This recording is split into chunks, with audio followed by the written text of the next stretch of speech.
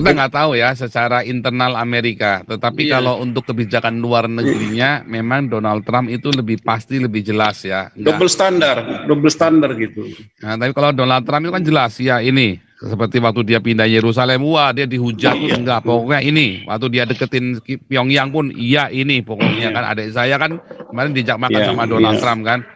Terus politiknya terhadap Islam pun jelas. Nah, yang Biden ini kita nggak ngerti ya. Mungkin Bung Beta sama Pak Robert lebih ngerti ya. Tetapi memang saya nggak ngerti ini. Makanya dulu saya bilang ya waktu Donald Trump itu ya, Donald Trump ini hanya sudden death. Itu nggak mungkin kepilih lagi. Ya itu hanya sudden death aja. Nah, ini memang yang Pak Nugroho bilang karena ini. Biden didukung kadrun Amerika. Apalagi backingannya Biden ini kan orang-orang Islam sama negara-negara Arab, itulah masalahnya kan. Begitu Biden pilih kan pintunya kan dibuka kan bagi imigran Arab ini kan.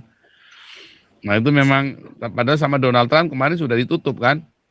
Nah ini kita memang kita nggak ngerti, yang tahu ini ya teman-teman yang di Amerika lah.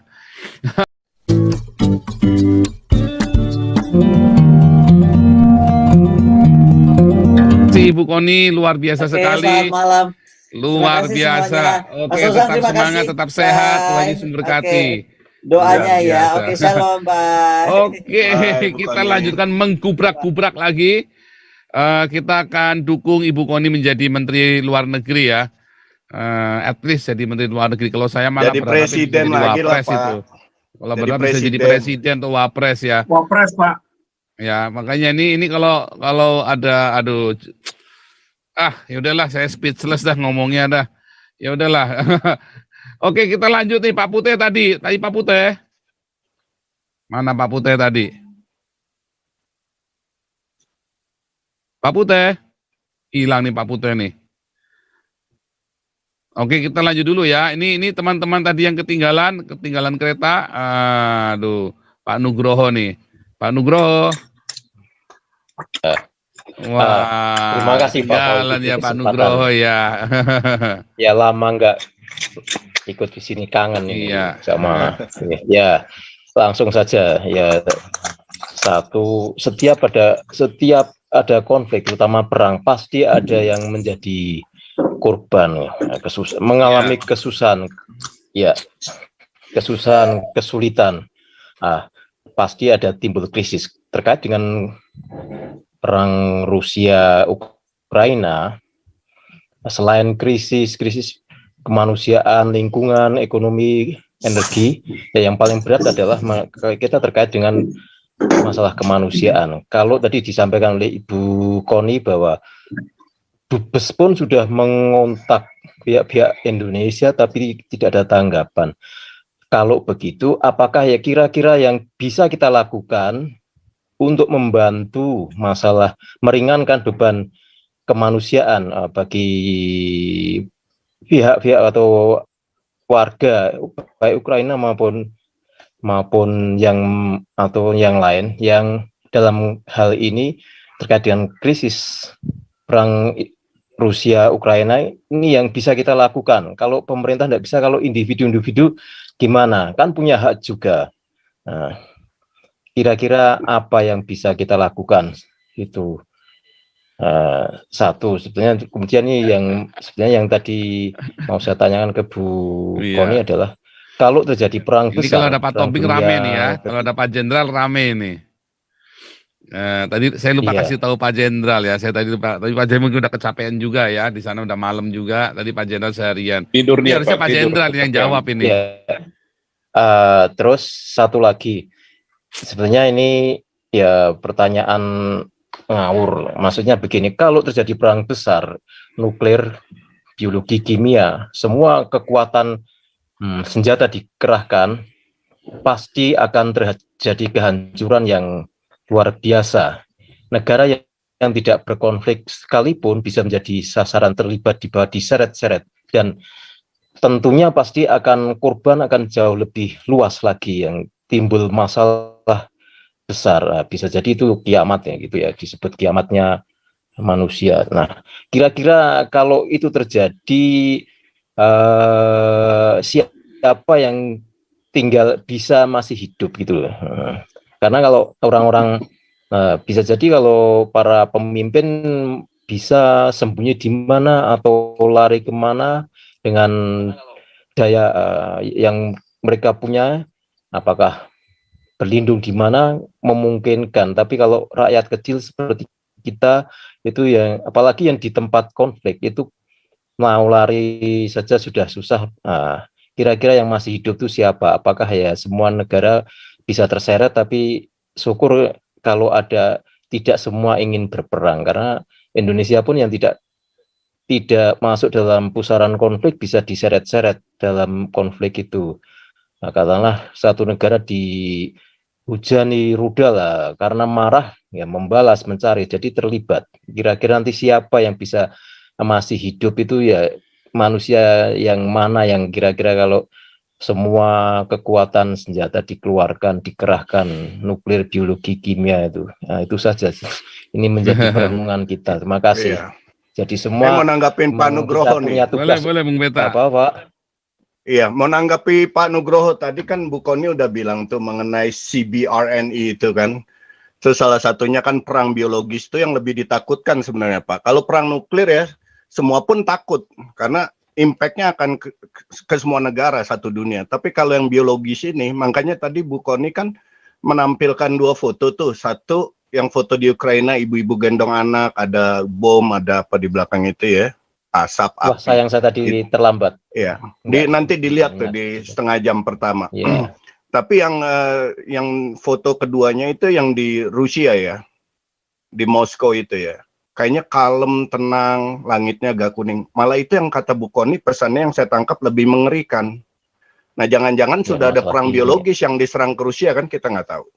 Makanya jadi quiet gitu kan. Nah, ini yang Pak Nugroho sampaikan kalau perang nuklir malah itu yang terakhir sekali tuh. Amerika sendiri takut kok pencet tombolnya atau si Putin juga takut.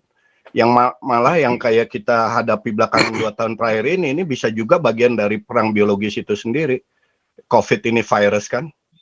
Nah, ini yang lebih mengerikan, orang santai atau kena, nggak resah atau mati. Itu yang lebih mengerikan Pak, perang modern itu sekarang. Iya, mati ya makanya. Kita kan terus makanya Pak, makanya menyurat kepada para pemimpin negara yang sombong-sombong itu, kasih masukan, jangan sok-sok mengatur dunia ini gitu loh ya, jangan serakah. Ya, jangan ekspansionis, jangan ingin menjajah, jangan ingin menghancurkan negara lain. Itu pemimpin-pemimpin dunia itu yang sontoloyo, saya bilang sontoloyo itu menyurat bapak-bapak itu ke bapak pimpinan-pimpinan itu. Contoh, apa urusannya Biden itu melarang Jokowi jangan undang Rusia? Contoh kepemimpinan negarawan apa itu? Ada hubungannya politik dengan G20, presidensi G20 kan masalah ekonomi. Apa yang dibilang Bu Kony itu betul, masalah ekonomi. Ini PBB lumpuh. Di Indonesia diobok-obok, mahasiswa disuruh demo terus berjilid-jilid. Kapan bisa Indonesia memikir urusan luar negeri? Di dalam negeri aja direpotin terus. Itu yang saya bilang tadi, Mbok Yao, mahasiswa ini juga mikir gitu loh. Ini mereka ini memperhitungkan apa? Mendukung Indonesia atau menghancurkan Indonesia? Yang tadinya FPI sudah ditutup, datang itu Menlu luar negeri Amerika. Diusut itu masalah HAM FPI kata. Ini Amerika ini harus sadar lah, jangan bikin kacau dunia ini. Saya bukan membela Putin, jangan. Gitu. Tapi memang udah lewat batas ini Amerika ya, kali ini memang sudah. Iya. Jadi menyuratlah ya suara diaspora gitu, kirim ke Senat Amerika sana. Ini kalau Partai Demokrat memang jadi pemimpin begitu, apalagi nanti Partai Republik lebih gila lagi gitu. Jadi bapak-bapak, saya bilang ini ya. Kalau di dunia ini tidak ada ketidakadilan, sama. Jadi di dunia ini juga Pak berlaku yang namanya apa? Yang namanya hukum itu tumpul ke atas, tajam ke bawah. Dunia juga berlaku. Dunia di Indonesia juga berlaku, nggak cuma Indonesia sebetulnya. Berlaku. Jadi jangan begitu. Ini kan seolah-olah Amerika mengatur semua. Mau hukum ini, hukum itu dia labrak. Saya nak udelnya. Jangan begitu. Bikin protokol ini, tapi itu dilanggar. Jadi bapak-bapak yang ada di sana yang cinta perdamaian, cinta kemanusiaan menyurat. ya bersuara. Kita di Indonesia ini Memang- juga Pak nek gitu. Memang kalau Ya, jadi itu dilihat aja.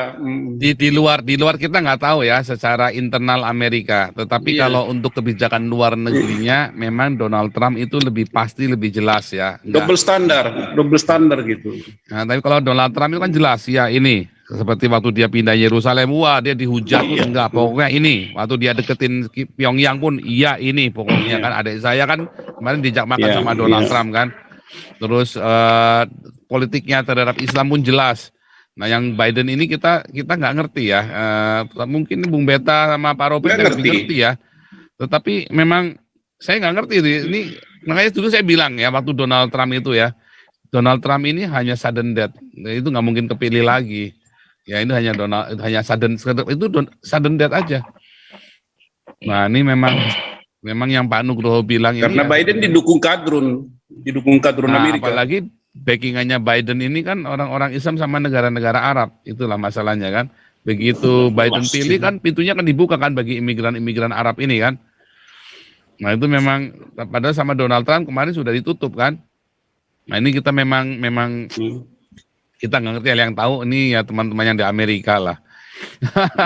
Oke tapi sebelum ya Bung Beta Menanggapi kalau- ya, boleh dari sisi tanggapan kita lalu nih. Pak kebodohan Pak- boleh nih Pak Mas Paul. ya. Gini, Kalau sedikit lagi Pak secara Paul, mohon maaf. individu. Gini, mohon maaf. Kalau Biden ada jiwa damai, dorong Jokowi, manfaatkan G20 ini untuk menciptakan perdamaian. Saya dukung. Eropa Barat juga dukung. Enak gitu. Ini malah dilarang Putin. Kalau Putin datang, kami nggak datang. Kekanak-kanakan itu aja Pak. Terima kasih. Pak Bung Beta Ya, sekalian tapi- saya nanya, saya dengar isunya ini apa namanya si Biden ini Alzheimer ya? Iya, Alzheimer dia. Tapi belum akut, Pak. Baru apa? Iya sering tiba-tiba hilang begitu ya. Kasihan ya. Ya, out of focus kadang. Tapi Out of focus ya, memang dia- mungkin bukan ya, Alzheimer tapi kasihan seperti out of focus gitu ya. ya. Heeh. Nah tadi ya Pak Santi Amer nanggepin Pak Paul, dia bilang pengikutnya Joe Biden kadrun. Enggak, sebaliknya malah pengikutnya Trump. Bicara kardun yang Gitu ya. menggunakan agama untuk politik itu kan Kadrunya banyak Kristen maksudnya kan. Iya. Ya, orang gereja Kristen, Evangelikal, bukan. gereja karismatik itu kan. Iya, bukannya Iya. Biden. Bukan. Nah, mengenai tadi FPI berubah itu di Indonesia, itu jangan kita terlalu cepat untuk menghakimi bahwa Amerika terlibat. Karena kepentingan di Indonesia ini bukan hanya Amerika.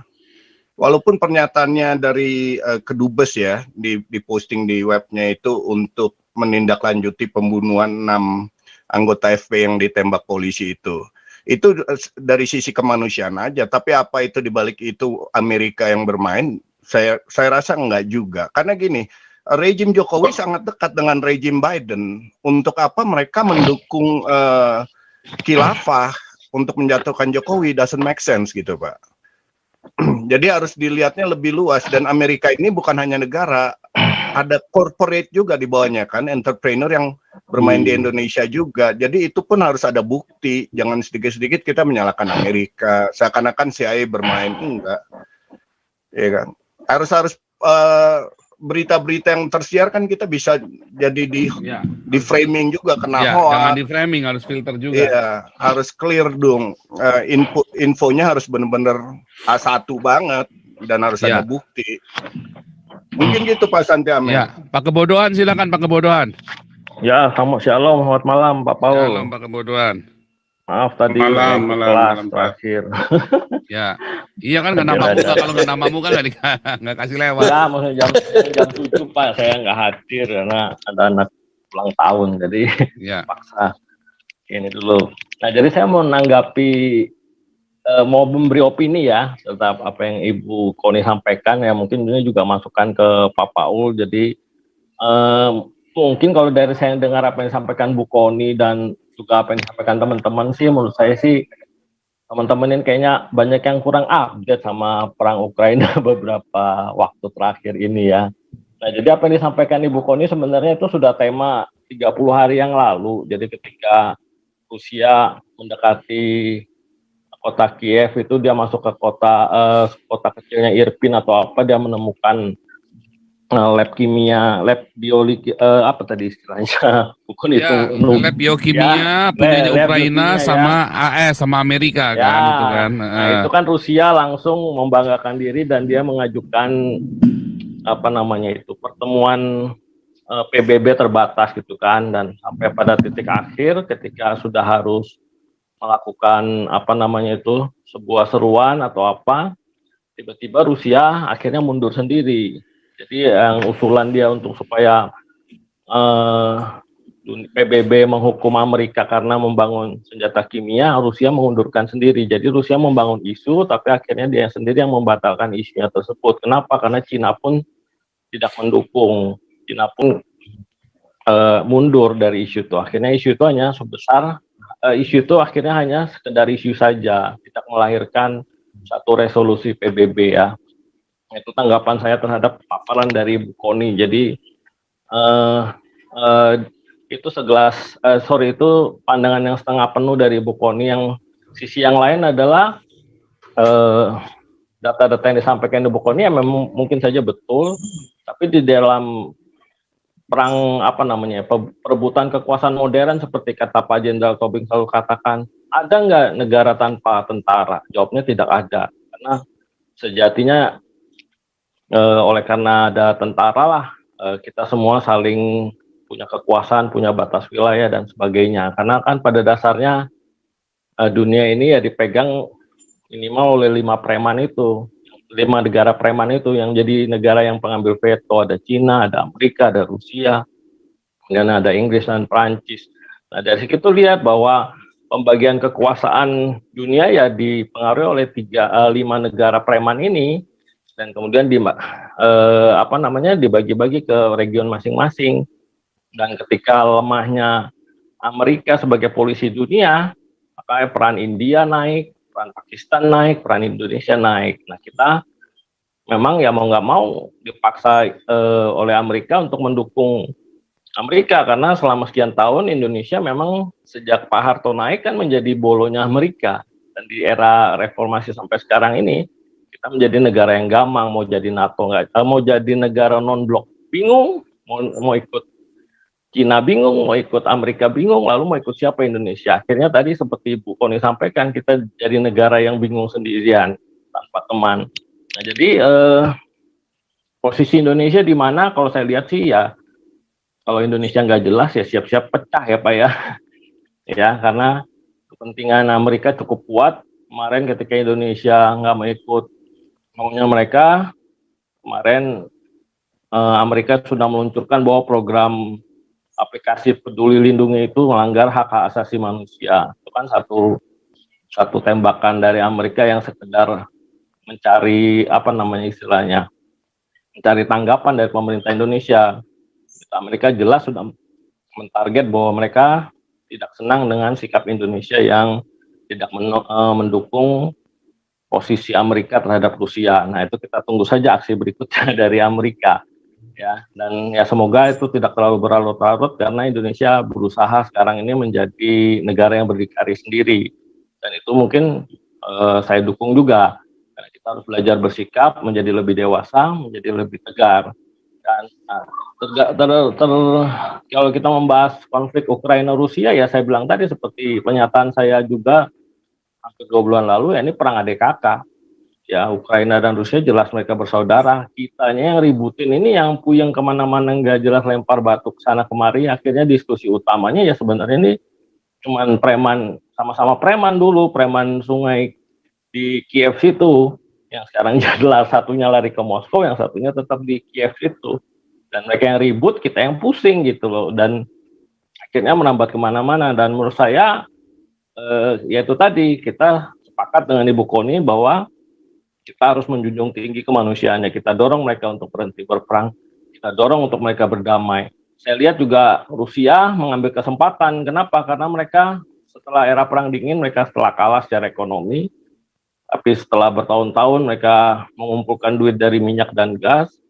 Ketika pipa gas sudah masuk ke Eropa segala macam, ketika Jerman, semua negara-negara Eropa sudah tergantung dengan gas Rusia, saat itulah Putin mulai masuk pelan-pelan ke Eropa Timur kembali. Dan mungkin teman-teman nggak tahu bahwa dalam 2 hari terakhir Menteri Pertahanan Rusia sudah mengumumkan bahwa target selanjutnya adalah satu daerah kecil di Moldova, namanya Transnistria ya.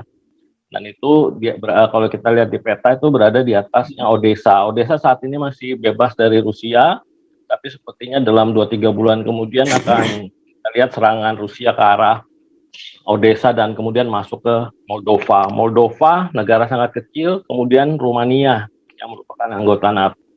Dan itu adalah target dari Rusia. Dan kalau kita lihat kan, kalau dari Ibu Koni katakan bahwa ini berusaha menyeimbangkan dunia. Kalau saya lihat sih Rusia cuma mau mengembalikan kejayaan zaman Uni Soviet dahulu.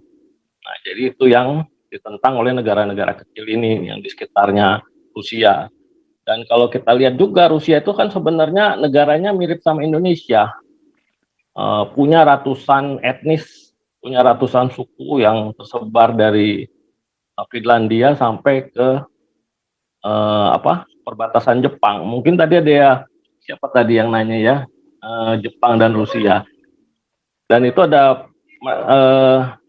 perang Jepang Rusia itu dari tahun 45 sampai hari ini belum selesai. Mereka belum mengadakan perdamaian. Dan kemarin sama Rusia sudah dicabut. Jadi sewaktu-waktu memang betul bahwa Jepang dan Rusia akan terlibat perang terbuka bisa saja terjadi. Dan itu makanya kawasan Asia atas itu sudah lampu kuning semua ya. Dan kita juga harus siap-siap mendapatkan impact dari perang di atas itu, karena Korea dan Rusia jelas akan siap menghajar Jepang. Dan kita tunggu aja lah dalam 2-3 bulan ke depan apa yang akan terjadi. Nah, itu aja update dari saya. Mungkin saya dorong teman-teman juga untuk buka channel YouTube-nya, jangan channel itu aja. Ada channel WION dari India, Republik dari India, itu menghadirkan debat-debat terbuka. Jadi saya lebih senang itu nonton channel YouTube-nya India, karena dari sana kita bisa lihat data-data yang lebih konkret. Karena India jelas dia nggak mau dikuasai sama Inggris dalam sikapnya terhadap Rusia, tapi sebaliknya dia juga nggak terlalu pro terhadap Rusia. Nah, itu aja sih masukan dari saya. Jadi Pak Paul. Kebodohan. Jadi saya gini Pak ya, informasi dari manapun, apakah dari Rusia, dari Barat, itu semua tuh bullshit itulah, nggak bisa dipercaya itu semua, propaganda itu. India misalnya, India kan tadinya mau presidensi G20 sebelum Indonesia, tetapi karena COVID, mereka tidak mampu, maka beralih ke Indonesia. Maka presidensi G23 itu adalah India. Tetapi India juga ada kurang ajarnya, ya, bagaimana supaya presidensi G22 di Indonesia ini tidak berhasil dengan baik. Nah, apa yang saya lihat di sini Pak, ketidakadilan di dunia ini sama itu. Jadi antar bangsa itu sebenarnya sudah nggak ada persahabatan. Kalau Rusia dengan Indonesia karena ada sejarahnya itu. Jadi misalnya kita bersahabat, tidak ada arti persahabatan itu kalau misalnya kepentingan Bapak atau kepentingan saya dilanggar, kita main sikat. Sekarang misalnya Putin, kenapa dia bisa begitu? Pasti karena diprovokasi Amerika kan? Ya Putin nggak terima dong. Nah, kan permintaan yang dibilang Bu Koni itu diminta sederhana, jangan Ukraina itu masuk ke NATO. That's it gitu. Tapi kan diprovokasi. Tadi itu Bu Koni juga bilang, apakah di sini Ukraina mengambil keuntungan, tetapi sasaran adalah kemanusiaan yang hancur kan gitu. Jadi bagi ya, Indonesia, karena memang di Ukraina itu Pak, maaf ya saya potong, karena kan di sana juga sebenarnya teknologi-teknologi yang luar biasa itu banyak di Ukraina. Jadi dari tadi nuklir, dari roket keluar angkasa, terus tadi kenapa Amerika menaruh lab-lab biokimikalnya di Ukraina, karena profesornya di sana sangat banyak.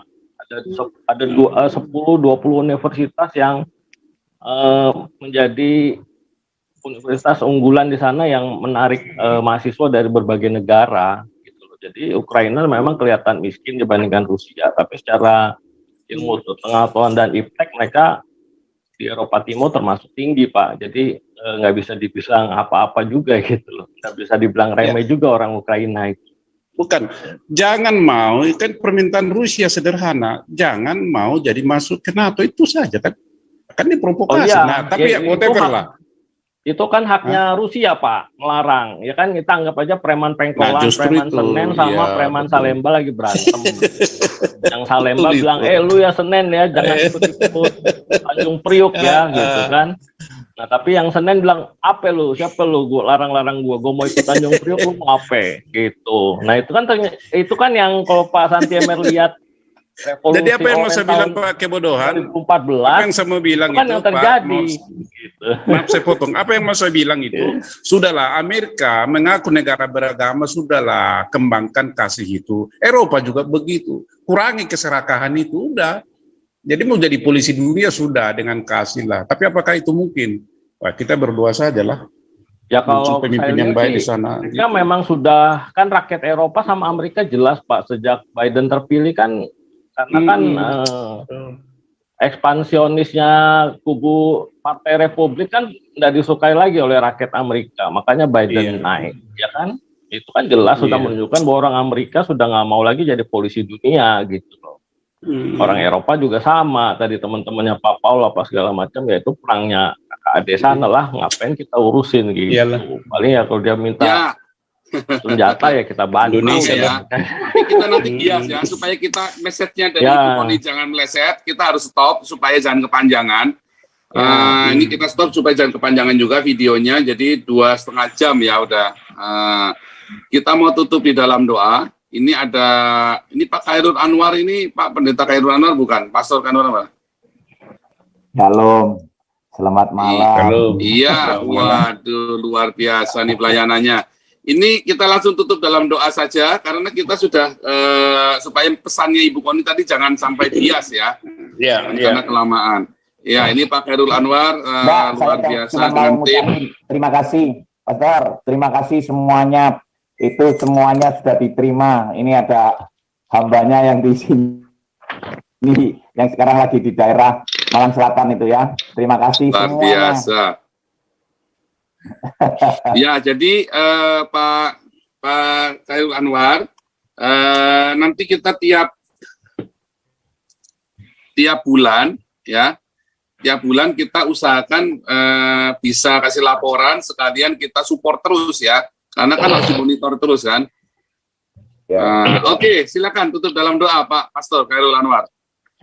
Ya, segala pujian, hormat, syukur hanya bagimu Tuhan Yesus. Terima kasih hamba-Mu ada di channel ini. Hamba mengucap syukur terima kasih pada hamba-hamba-Mu yang menabur di ladang Tuhan Yesus yang di Malang Selatan. Tuhan Yesus berkati channelnya Pak Paul Sang, berkati semua yang ada di tempat ini. Engkau tahu Tuhan Yesus, di tempat ini Tuhan Yesus, hikmat pewahyuan juga Kau berikan di tempat ini Tuhan Yesus. Biarlah channel ini selalu menjadi saluran berkat Tuhan Yesus. Apapun yang terjadi di channel ini hanya untuk kemuliaan nama-Mu Tuhan Yesus. Di dalam nama Tuhan Yesus, aku sudah berdoa, mengucap syukur. Haleluya. Amin. Ayo, Pastor. Amin. Ya, kita akan terima berkat dari Tuhan. Ya, berkat ini juga kita kirimkan buat Ibu Koni dan Pak Kace dan Pak Darmawan. Ya, mereka Adonai wais mereka Tuhan Yesus memberkati engkau dan memelihara engkau. Ya Adonai penem elika wihuneka. Tuhan Yesus menyinari engkau dengan wajahnya dan memberi engkau kasih karunia-Nya. Di dalam nama Tuhan Yesus Kristus satu-satunya Tuhan kami, Adonai kami, Kurios kami, Juru Selamat kami. Haleluya. Amin.